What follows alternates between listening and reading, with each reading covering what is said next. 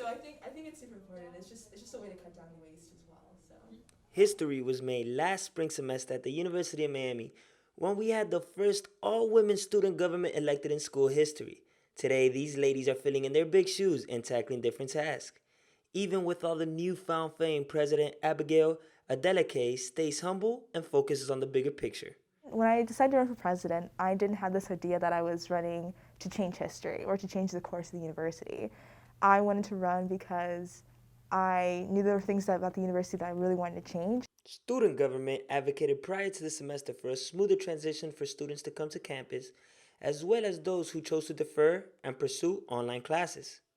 Well, talk about empowering women. These three ladies have already made changes here on campus.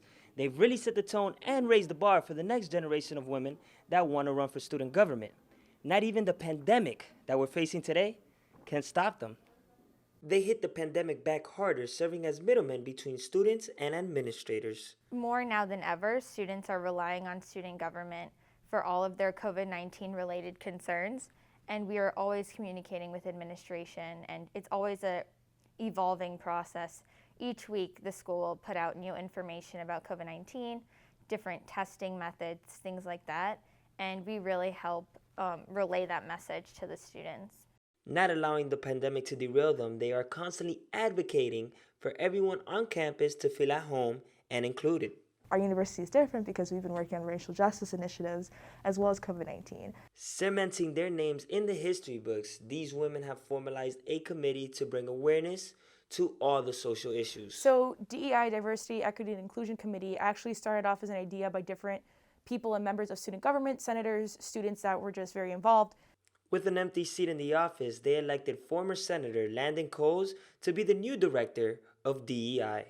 Nothing made me more happy. For me, when I was a senator in the Student Government Senate, a lot of the pieces of legislation I passed were pertaining to representation, social justice, racial justice here at the institution. And so now to be able to carry that work over into the executive branch and to work with the first all-female executive ticket, for me, that representation and the timing of it was not coincidental, but by design and by plan. And so I'm really grateful to serve as the director this year.